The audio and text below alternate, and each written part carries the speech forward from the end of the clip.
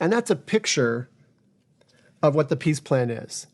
The vision of peace is ordinary people empowered by God, making a difference together wherever they are.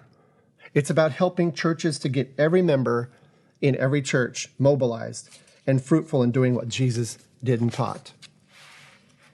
In Luke chapter 4, verses 18 and 19, Jesus was returning home to his hometown, and as was his custom, he went to the synagogue that day, which was the Sabbath, and he sat down and they handed him the scroll to teach, and this is what he read. "The Spirit of the Lord is on me, because he's anointed me to preach good news to the poor. He has sent me to proclaim freedom for the prisoners and recovery of sight for the blind, to release the oppressed, to proclaim the year of the Lord's favor." You know, he was reading from something that was written 400 years before. And it was at that time that they saw this and they heard this in the book of Isaiah and realized they're talking about the Messiah, the one who's to come and to be their deliverer, their redeemer. And he said in this passage of Scripture when he sat down, "It's now been fulfilled in your hearing today." Jesus said, "Here, now, me." This Scripture is now fulfilled in me today.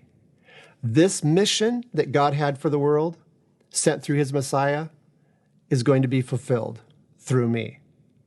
You know, that was his mission. And then Jesus in John chapter 17, verse 18, as he was praying to the Father, said, "As you sent me, Father, so send I them."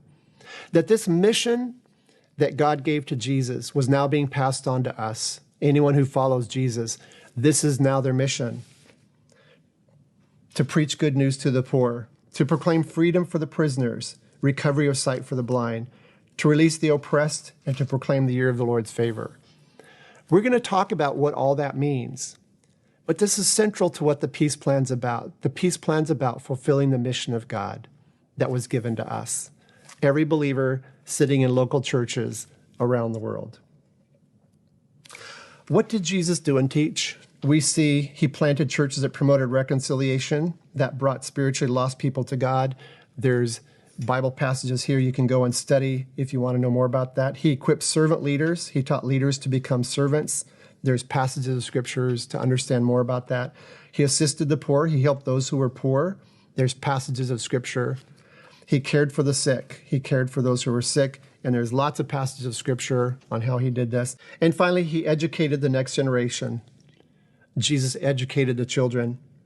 And you see through this, there's scripture all through the Bible that are about all these aspects of peace. It wasn't just one thought or one part of the Bible. It's really about what God's mission in the world was and how he's called his people to fulfill it. So what I want you to do is just take a moment to turn to a person next to you and just spend a little bit of time talking about the evil giants that are keeping the mission of God from being fulfilled, just straight out all over the world. The evil giants of lostness and spiritual emptiness and corrupt leaders and poverty, illiteracy, and disease. And then Jesus' solution, which was to plant churches that promote reconciliation and to equip servant leaders and to care for the sick and to educate the next generation. So just turn to a person next to you and spend some time talking about that.